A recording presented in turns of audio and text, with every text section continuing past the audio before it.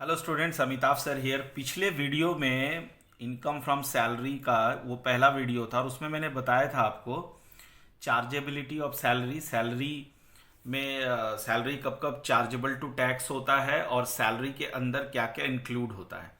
तो उसमें आपको याद होगा मैंने क्या क्या लिखाया था कि सैलरी के अंदर आता है basic salary, dearness allowance, other taxable allowances, perquisites, retirement benefits वगैरह वगैरह। तो आज इस टॉपिक में मैं आपको बताऊंगा अबाउट टैक्सेबल अलावेंसेस। ये टैक्सेबल अलावेंसेस के अंदर क्या क्या चीज आता है। तो सबसे पहले मैं आपको बताऊं कि अलावेंसेस का मतलब होता है मॉनिटरी बेनिफिट्स। ठीक है, जो हर महीने किसी भी एम्प्लॉय को सैलरी के साथ मिलता है। तो आज हम लोग पढ़ेंगे वैसे कुछ अलावेंसेस के बारे में जो एम्प्लॉयज को हर महीने अपने सैलरी के साथ मिलता है। और ख़ास करके इस टॉपिक का मकसद ये है, हमें पढ़ना इसलिए है कि हमें जानना है अलावेंसेस के साथ साथ कि कौन सा अलावेंस टैक्सेबल है और कौन सा अलावेंस एग्जेम्प्ट है। तो पहले मैं ये बात क्लियर कर दूं, टैक्सेबल है इसका मतलब कि उस अलावेंस को आपके टोटल सैलरी में इंक्लूड करना है। ठीक है, टोटल टैक्सेबल सैलरी में इंक्लूड करना है। और अगर वो अलावेंस एग्जेम्प्ट है तो फिर वो आपके टोटल टैक्सेबल सैलरी में नहीं आता, उसका कोई वहां पे स्थान नहीं है।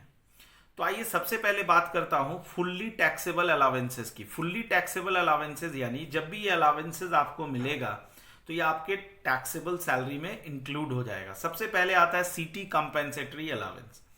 ये एक ऐसा अलावेंस है जब आपको किसी बड़े सिटी से किसी छोटे सिटी में ट्रांसफर कर दिया जाता है तो उसको भरपाई करने के लिए अलावेंस दी जाती है and it is fully taxable. Secondly, fixed medical allowance. आपकी चिकित्सा के लिए हर महीना एम्प्लॉयर आपको कुछ पैसा दे देता है सैलरी के साथ, तो वो भी फुल्ली टैक्सेबल है। टिफिन अलावेंस, आपके लंच के लिए जो पैसा मिलता है आपको, जो सैलरी के साथ एम्प्लॉयर आपको देता है, वो भी फुल्ली टैक्सेबल हो जाता है। सर्वेंट अलावेंस, आपके नौकर के लिए अलावेंसेस देता है, मॉनिटरी बेनिफिट्स देता है, सैलरी के साथ जोड़ के देता है, तो वो भी टैक्सेबल सैलरी में इंक्लूड हो जाता है, फुल्ली टैक्सेबल है। Warden allowance, warden allowance basically is relating to educational institutions. जहाँ पे हॉस्टल्स होते हैं, स्टूडेंट हॉस्टल्स, वहाँ पे वार्डन होते हैं जो सुपरवाइज करते हैं हॉस्टल्स को, तो उनको एक अलग से अलावेंस दी जाती है। That allowance is also taxable, उनके सैलरी में इंक्लूड हो जाता है। ओवर टाइम आप सबको ही जानते हो, आपका नॉर्मल टाइम से अगर आप ज़्यादा काम करते हो तो आपको ओवर टाइम अलावेंस दी जाती है एम्प्लॉयर के तरफ से and this is also fully taxable. तो ये आपने देखा, ये सारा कुछ लिस्ट है ऐसे अलावेंसेस का। जब भी ये अलावेंसेस आपको मिलेगा तो ये फुल्ली टैक्सेबल होगा। ठीक है ना, इसमें कोई एग्जेम्पशन नहीं है। अब मैं बात करूंगा allowances exempt up to specified limit. बच्चों ये बहुत इंपॉर्टेंट है, आप जरा ध्यान से देखेंगे तो इस लिस्ट में सबसे पहला जो नाम आता है वो है ट्रैवलिंग अलावेंस। ठीक है ना, what is travelling allowance? Travelling allowance क्यों दी जाती है? सपोज आपका कहीं पे ट्रांसफर हो गया, सपोज आप धनबाद से लखनऊ आपका ट्रांसफर हो गया, तो जब आप धनबाद से लखनऊ शिफ्ट करेंगे तो ट्रांसपोर्टेशन कॉस्ट लगेगा आपका, है ना, आपका पैकेजिंग कॉस्ट लगेगा, आप पैकर्स एंड मूवर्स बुलाएंगे, वो आपके सामान को शिफ्ट करेंगे। तो इन सारे खर्च के लिए एम्प्लॉयर आपको एक फिक्स्ड अमाउंट देता है और वो जो है एग्जेम्प्ट होता है अप टू एक्चुअल एक्सपेंडिचर। ध्यान से देखो, सपोज आपको 1,000 रुपया एम्प्लॉयर की तरफ से ट्रैवलिंग अलावेंस दिया गया और आपका एक्चुअली खर्च हुआ 800 रुपया, तो 800 रुपया एग्जेम्प्ट हो जाएगा और 200 रुपया आपके सैलरी में इंक्लूड हो जाएगा। ठीक है, दूसरा आता हूं मैं डेली अलावेंस। डेली अलावेंस का मतलब होता है कि सपोज आपको ऑफिस के काम से कहीं भेजा गया है, बाहर कहीं आप आउट ऑफ सिटी कहीं गए हुए हैं ऑफिस के काम से, तो वहां पे आपके डेली एक्सपेंसेस के लिए आपको ये डेली अलावेंस दिया जाता है। ठीक है ना, तो सपोज करो ये आपको 1,000 रुपया दिया गया, आपने 5 दिन के लिए आपका टूर था तो 5 दिन का आपको 1,000 रुपया दिया गया, जिसमें से आपने 800 रुपया खर्च किया। तो इसका रूल क्या है? Exempt up to actual expenditure. जितना आपने खर्च किया उतना एग्जेम्प्ट हो जाएगा, बाकी का अमाउंट टैक्सेबल हो जाएगा। यानी 800 रुपया एग्जेम्प्ट हो जाएगा, 200 रुपया टैक्सेबल हो जाएगा। तीसरा मैं आता हूं कन्वेंस अलावेंस। कन्वेंस अलावेंस का मतलब है कि ऑफिस के काम से आपको कहीं लोकल किसी जगह में भेजा जाता है, तो उसके लिए जो ऑटो फेयर लगता है, रिक्शा फेयर लगता है, बस फेयर लगता है, इसके लिए एम्प्लॉयर जो पैसा आपको देती है उसे हम कन्वेंस अलावेंस कहते हैं। इसका भी एग्जेम्पशन आपको कहां तक मिलेगा? Up to actual expenditure. Suppose आपको 1000 रुपया मिला और आपने खर्चा किया 800, तो 800 रुपये एग्जेम्प्ट हो जाएगा, 200 रुपये टैक्सेबल हो जाएगा। फिर आता हूं अगला जो अलावेंसेस है, आप अपने स्क्रीन में देख सकते हैं, और वो है helper allowance. Now what is helper allowance? You see, helper allowance का मतलब होता है, कभी कभी ऐसा होता है कि जब आप काम कर रहे होते हैं ऑर्गेनाइजेशन के लिए, तो आपको एक हेल्पर की ज़रूरत पड़ती है, तो वो हेल्पर आप अपने पर्सनल बेसिस पे हेल्पर को रखते हैं, और उस हेल्पर के लिए एम्प्लॉयर आपको एक फिक्स्ड अमाउंट देती है जिसे हम हेल्पर अलावेंस कहते हैं। तो ये भी एग्जेम्प्ट होगा अप टू एक्चुअल एक्सपेंडिचर। यानी मान लो 1000 रुपया दिया और 800 रुपया आपने खर्च किया, तो 800 रुपया एग्जेम्प्ट हो जाएगा, 200 रुपया आपके सैलरी में इंक्लूड हो जाएगा। और फिर मैं आता हूं यूनिफॉर्म अलावेंस। यूनिफॉर्म अलावेंस का मतलब होता है कि जैसे यूनिफॉर्म परचेज करने के लिए या फिर यूनिफॉर्म को मेंटेन करने के लिए जो अलावेंस दिया जाए उसे यूनिफॉर्म अलावेंस कहते हैं, और ये भी एग्जेम्प्ट होता है अप टू एक्चुअल एक्सपेंडिचर। अब मैं आपको बताऊंगा about house rent allowance. You see, house rent allowance क्या होता है कि सपोज कोई एम्प्लॉय किराए के मकान में रहता है और वो किराया एम्प्लॉयर उसको हर महीने सैलरी के साथ दे देता है, तो इसे हम हाउस रेंट अलावेंस कहते हैं। अब सवाल ये है कि ये पैसा जो एम्प्लॉयर उसको किराए का दे रहा है, क्या ये टैक्सेबल है या एग्जेम्प्ट है? तो इनकम टैक्स एक्ट कहता है एज पर रूल 2A कि ये बिल्कुल एग्जेम्प्ट है, लेकिन इसका एक लिमिट है। पूरा अमाउंट एग्जेम्प्ट नहीं है, इसका एक लिमिट है, और वो लिमिट क्या है? तो उसका एक छोटा सा कैलकुलेशन है बच्चों। 3 अमाउंट हम लोग निकालते हैं, तीनों में से जो सबसे कम अमाउंट होता है उतना अमाउंट एग्जेम्प्ट हो जाता है। तो सबसे पहला अमाउंट है rent paid minus 10% of salary. Rent paid आप जितना कर रहे हो उसमें से आपके सैलरी का 10% हिस्सा माइनस कर दो, और जो अमाउंट आएगा वो हमारा पहला अमाउंट हो गया। अब इसमें समझने की बात यह है कि देखिए, सैलरी जब आप कैलकुलेट करोगे इस पर्पस के लिए, तो उसमें 3 ही चीज हम शामिल करेंगे। पहला बेसिक सैलरी, दूसरा डीए। डीए को तभी करेंगे if it is considered for retirement benefit, question में दिया रहेगा, और क्वेश्चन में अगर सिर्फ डीए लिखा हुआ है तो हम ये समझेंगे कि it is not considered for retirement benefit. Understand?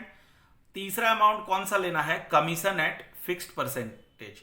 तो एवरीथिंग विल बी गिवन, आपको सिर्फ ये याद रखना है कि सैलरी के कैलकुलेशन में हमें क्या क्या इस केस में लेना है।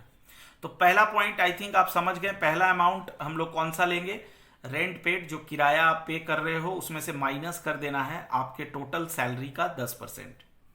दूसरा जो बच्चों हमारा अमाउंट है, ये बहुत इंपॉर्टेंट है, आप अपने स्क्रीन में देखेंगे। The second amount is 40% of salary या फिर 50% of salary if the residential accommodation is situated in Delhi, Mumbai, Kolkata और चेन्नई। तो दूसरा वाला अमाउंट कहता है हमारा जितना भी टोटल सैलरी है उसका 40% लेना है, और सैलरी का 50% कब लेना है? अगर वो रेसिडेंशियल एकोमोडेशन जिसमें आप किराए में रहते हो, वो एकोमोडेशन या दिल्ली में हो या मुंबई में हो या कोलकाता में हो या चेन्नई में हो, यानी मेट्रो सिटीज में हो, तो फिर सैलरी का 50% लेना है। और यहां पे भी सैलरी का मतलब वही होगा जो अभी अभी मैंने बताया रेंट पेड के केस में था। सैलरी यहां भी मतलब हो जाएगा basic salary plus DA if considered for retirement benefit plus commission at fixed percentage. और थर्ड नंबर में आता है house rent allowance actually received, है ना? हाउस रेंट अलावेंस एक्चुअली आपको जितना मिला है। तो ये 3 अमाउंट आप देख सकते हैं। 3 अमाउंट हमारा क्या क्या हो गया? Rent paid minus 10% of salary, दूसरा हो गया 40% ऑफ सैलरी, और तीसरा हो गया house rent allowance actually receive. इन तीनों में से जो सबसे कम अमाउंट आएगा that amount will be exempt from tax. अब इसको और अच्छे से समझने के लिए आइए एक न्यूमेरिकल इसका हम लोग बनाते हैं, तो आपका कंसेप्ट जो है इसका बिल्कुल क्लियर हो जाना चाहिए। देखिए, इस न्यूमेरिकल का डेटा क्या कहता है कि calculate exempted amount of house rent allowance of Mrs Kanak who resides in Dhanbad. ठीक है, सैलरी पर मंथ इनका दिया हुआ है 5000, house rent allowance per month दिया हुआ है 550 एंड रेंट ये पे करती हैं 300 रुपया पर मंथ। और आपसे कह रहा है बताइए कितना हाउस रेंट अलावेंस एग्जेम्प्ट होगा। तो हमें पता है कि 3 अमाउंट निकालना है, तीनों में से जो सबसे कम होगा वो एग्जेम्प्ट होगा। तो पहला अमाउंट हम लोग निकालते हैं रेंट पेड, उसमें से माइनस करते हैं 10% ऑफ सैलरी। तो इन्होंने रेंट पे किया है 300 रुपया पर मंथ, उस हिसाब से रेंट पेड होता है 3600। सैलरी इनका है 5000 पर मंथ, तो पूरे साल का अगर मैं निकालूं तो 60,000 आएगा, उसका 10% आपको निकालना है, तो इट बिकम्स 6000। और अब अगर आप 3600 में से 6000 माइनस करोगे तो फिगर माइनस में आएगा। तो माइनस यहाँ पे ना लिख करके हम लोग उसको नील कर देते हैं। जब भी फिगर इस केस में माइनस में आएगा तो आप उसको जीरो ले लेंगे, इसको याद रखिए। दूसरा वाला अमाउंट आएगा 40% ऑफ सैलरी। अब इनका जो मकान है देखिए धनबाद में है, किराए का मकान धनबाद में है, तो धनबाद मेट्रो सिटी में तो है नहीं, तो हमें लेना है सैलरी का 40%।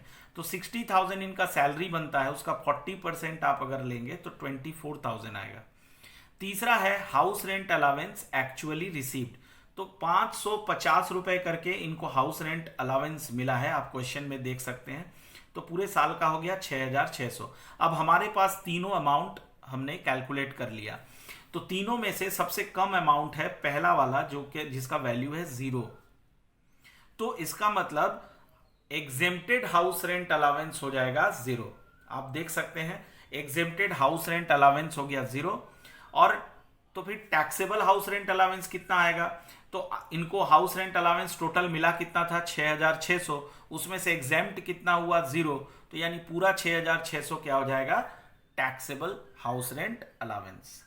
अब हम लोग बात करेंगे special allowances to meet personal expenses. आपके पर्सनल एम्प्लॉइज के पर्सनल एक्सपेंसेस को मीट करने के लिए एम्प्लॉयर के तरफ से कुछ स्पेशल अलावेंसेस दी जाती है, जिसमें सबसे पहले आता है tribal area allowance. Tribal area allowances अगर किसी एम्प्लॉय को हर महीने एम्प्लॉयर के तरफ से मिल रहा हो तो उसमें से 200 रुपया पर मंथ एग्जेम्प्ट हो जाता है। ये फिक्स्ड अमाउंट एग्जेम्पशन का as per income tax act घोषित किया गया, डिक्लेयर किया गया है। सपोज आपको ट्राइबल एरिया अलावेंस 500 रुपया मिल रहा है, जिसमें से 200 रुपया एग्जेम्प्ट हो जाएगा और 300 रुपया टैक्सेबल हो जाएगा। ठीक है। दूसरा, allowance to an employee working in transport system. किसी ट्रांसपोर्ट कंपनी में आप काम कर रहे हो, आप एक एम्प्लॉय हो ट्रांसपोर्ट कंपनी के, तो अगर उसके लिए आपको कोई अलावेंस मिल रहा है तो भाई उसका एग्जेम्पशन लिमिट क्या रखा गया है 70% ऑफ सच अलावेंस और 10,000 per month which ever is less. मैं आपको एक एग्जांपल से समझाऊं। सपोज आपको 2 लाख रुपया ट्रांसपोर्ट अलावेंस मिला है और आप एक ट्रांसपोर्ट कंपनी के एम्प्लॉई हैं, तो एग्जेम्पशन उसमें से कितना मिलेगा आपको, तो अगर आपको 2 लाख रुपया साल का मिला है तो उसका 70% आप निकाल लो तो 1,40,000 होता है, या फिर 10,000 पर मंथ के हिसाब से देख लो तो पूरे साल में 1,20,000 होता है।